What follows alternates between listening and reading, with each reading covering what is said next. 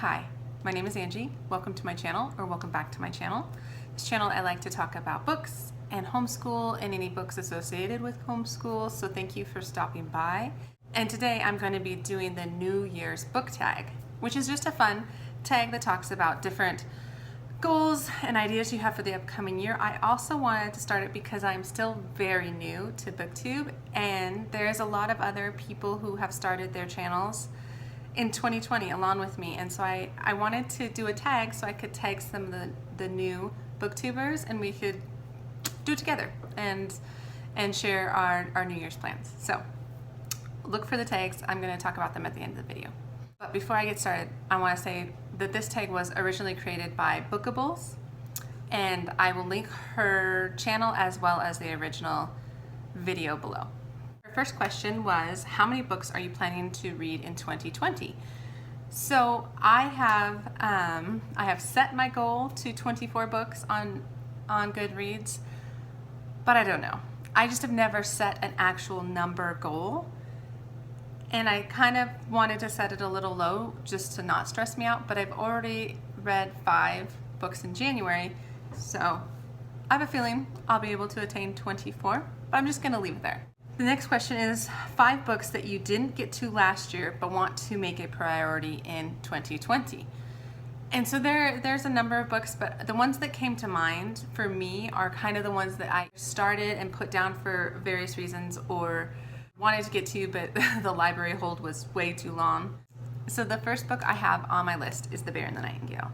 The story is about a Russian village and the folklore or fairy tales associated with the village, and it centers around a girl, Vasya, whose mother and nurse would tell her lots of different stories growing up, and then she also, I think she has some sort of gift, but I'm not sure on that one. I'll have to read the book and see. But and then her mother dies, and her father remarries, and her new stepmother does not approve of the stories and the fairy tales. It's the story of Vasya as she handles life without her mother and life with her new stepmother. So I'm looking forward to it. I'm looking forward to kind of the folklore and the fantasy aspect of the book. So that's number 1. Number 2 is Parenting by Paul David Tripp. It's called Parenting, 14 Gospel Principles That Could Radically Change Your Family. I picked this up last year and I read the first chapter, like I was saying, and I talked about ownership versus ambassador parenting. So the idea of ownership parenting is you parent with, how do I look based on how my children behave or act or what their decisions are, versus ambassador parenting, from what I understand, is more of a guidance and understanding of your proper place in the parenting scheme, where it's like you are an ambassador for God in your children's lives. So I'm looking forward to this. The third book, All the Light We Cannot See, by Anthony DeWeer. I also started this. I got it from the library initially a while back, and then I couldn't finish it and I had to give it back, and I've purchased it recently. And I'm excited to get back into the story. It's a story of 2 children during World War II, and they have different vantage points. One is a girl, she's actually a blind girl who lives in Paris with her father, but then during the bombing of Paris, she escapes with her father to the countryside. And then the story picks up also with this boy who lives in a German village who is an orphan, and he finds this radio that he tinkers with and fixes. And that's about where I left off, but to my understanding, knowledge of this boy and his skills somehow makes its way into kind of the Hitler regime, and he joins up with the Hitler Youth. And then at some point, he also makes it to this village that the girl's at, and their stories collide. And it's supposed to be a very impacting story about children through two different points of view, German versus French. And so I'm really looking forward to it. I have been for a while. And like I said, I started it and now I get to finish it. I want to finish it in 2020. The next 2 books I don't have. So the next one I've been wanting to read all of 2019, but I'm still on the hold list at my library, is Becoming by Michelle Obama.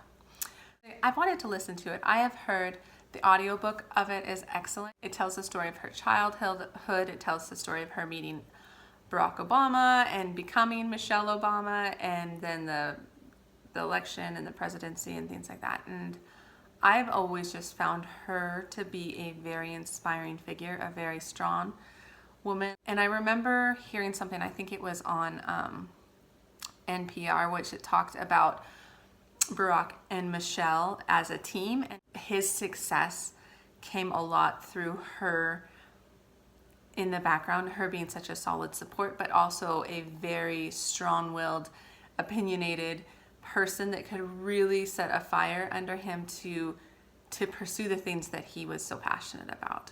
And he needed kind of her push, and they were just a really good team. So I'm looking forward to that one this year.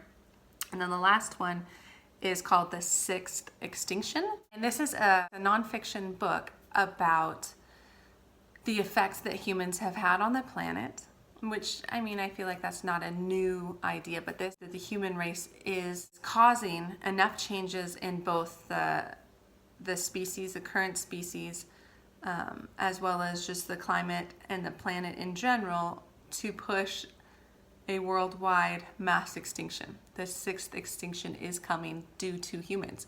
I've listened to a couple of the chapters. The first one was about frogs and amphibians and how they used to be everywhere, and now they're not, due to a fungus that gets on their skin and prevents them from absorbing electrolytes and gives them a heart attack. That fungus itself couldn't have gotten to Australia, North America, Europe, all over without humans and boats and airplanes. The effect of globalization due to humans and travel has affected the amphibian population worldwide. And I'm loving it. I think it's a very interesting concept, and it's a very interesting thing to ponder and to kind of look at their evidence and see if what the author is saying makes sense to the claims that she's making. So I'm looking forward to finishing that book finally. So that's my fifth one on my 5 books that I didn't get to, that I want to get to this year. Okay, question 3. What genre do you want to read more of? I'm not sure. My thoughts are I would like to dip my toes into fantasy. Now, I've always been like, I don't like fantasy, or I don't like science fiction, kind of those worlds. But I also have never really tried. What finally kind of pushed me to answer this question with fantasy is because I realized, like, one of my favorite series, Harry Potter, it's fantasy. I know it's like a fantasy world. I've never really thought about, like, well, there are adult fantasy worlds and books and series that also could captivate me in the same way. I think what it is every time I try and look at those, I can't even understand the back cover, let alone the names of the people in these books and these worlds, and then I'm just like, clearly it's not for me. This is actually something I would love anybody who watches this, who reads fantasy, please give me a good place to start. I'm curious about doing it. I just have no idea where to start. So please give me your favorite recommendations for fantasy, and maybe good ones that are good for new fantasy readers. Number 4 is what are 3 non-book related goals for 2020. So I have a couple. The first one is I want more hikes and adventures with my kids and my husband this year. My kids are still young, so it makes like going tent camping rather challenging. But they're also getting old enough that it is a little bit more fun to take them on short hikes and things like that. So to take the time to get out in nature is a big goal for me. The second goal I have is I've started doing intermittent fasting a little bit more regularly, and I see some wonderful results in just how my body feels, and so I want to be able to do that more consistently. So that's my second goal. Third goal is I am working on growing out my pixie haircut, which I've had since my daughter was 1 year old, and I've loved it, but kind of feeling like a change. It's just the pixie grow out is terrible. So that's goal number 3. And then number 6, question 6 is one word that you're hoping 2020 will be. And I think the word for me is contentment. I want to continue to think and ponder about how to find joy in the everyday. Like I said, I have young kids, and sometimes that just makes life very routine. It also makes life very much not on my own schedule and things like that, and being able to appreciate where we're at, but just to be content in that and just see it for the beautiful time that it is. So contentment is my word. All right, the last one is to tag people. And like I said at the beginning of the video, what I would love is to kind of rally some newbie booktubers together to answer these questions and to kind of get to know each other more. So I have a list of people that I made on my sticky note here, and I will also put their names or faces up here.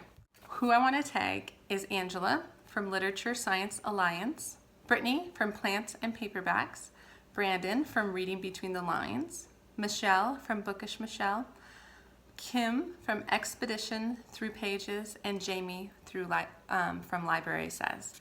All 6 of these people have started their booktube channels in 2020, I believe. Don't quote me, but I watched their newbie tags recently within the last couple weeks, so I'd like to tag them to do the New Year's book tag. So I hope you guys do, and I can't wait to see your videos and answers to these 2020 questions. So thank you for taking the time to watch, and please comment below with any fantasy that you recommend for me, as well as any comments you want to leave. Okay, all right. Thank you, and have a wonderful day. Okay, take care.